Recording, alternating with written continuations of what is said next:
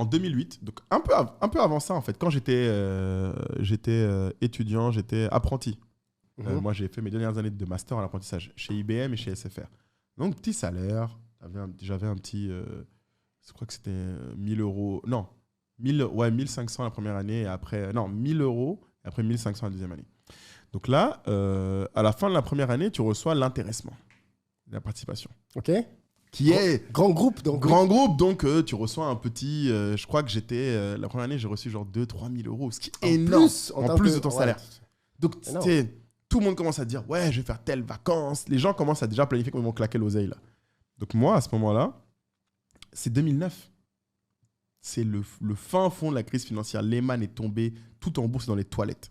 Et ce qui est intéressant, c'est que moi, à cette époque, mon stage, l'année d'avant, je l'avais fait chez Orange, donc au Mali.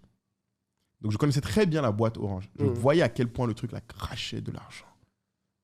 Donc, ce que j'ai fait, c'est que j'ai pris tout mon intéressement de participation. Je l'ai placé c'était en PEA. Avec, je crois, j'avais mis 70% sur Orange, 30% sur BNP.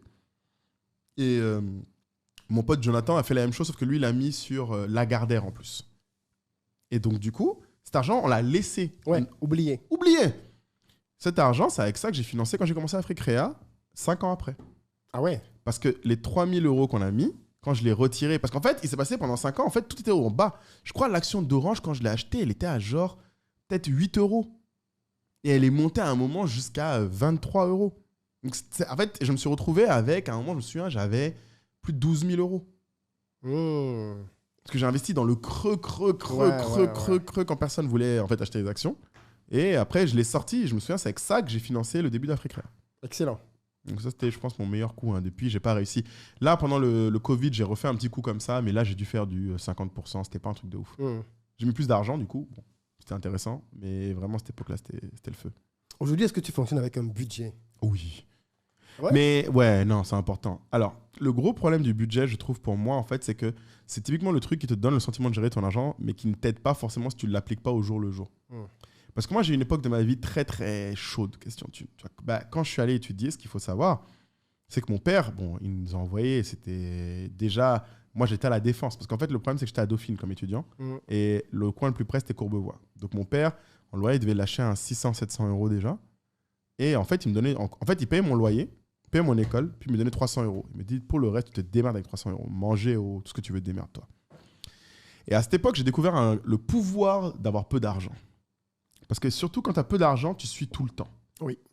Et c'est ça le problème. Tu regardes ton compte tous les jours. Tous les jours. Non, tu sais de tête, quand même, des fois, tu regardes même pas. Oui, des fois, tu sais de tête combien il y a dans le truc. Tu sais quand il n'y a rien. C'est vrai. Tu sais, tu ne réfléchis même pas. Les tickets resto, tu peux te faire des multiplications. Moi, je me souviens, j'avais une tante qui rigolait, elle disait, moi, je peux lui dire, j'ai 13 tickets resto, je sais combien ça fait au centime près. C'était 2,75 €. Tu vois, tellement tu le fais, tu le sais.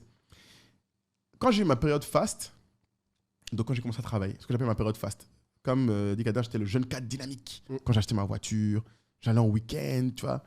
J'avais un budget, mais comme je ne suivais plus tous les jours, je ne savais jamais. À la fin du mois, c'est toujours la surprise. Tu fais, mais attends, comment j'ai dépensé plus que prévu? Qu'est-ce qui s'est passé? Donc pour moi, le budget est bien. C'est un très bon outil pour te donner des barèmes sur les grosses dépenses, régulières notamment, parce que tu te dis, ça, je ne vais pas le prendre, c'est trop cher. Mais ce que je trouve maintenant, là, j'ai recommencé récemment, là, depuis cette année, à suivre vraiment chaque semaine ma position de trésorerie. Donc chaque semaine, je veux savoir combien j'ai dans le compte en banque, dans mes différents comptes. Mais pourquoi? Parce que c'est ça qui fait qu'en fait, tu fais attention aux dépenses, tu te rends compte des dépenses petites. Pourquoi tu as besoin de faire attention? Tu gagnes. Je gagne largement assez, mais alors je te sais quoi, j'ai besoin de faire tu fais attention. ça, ouais.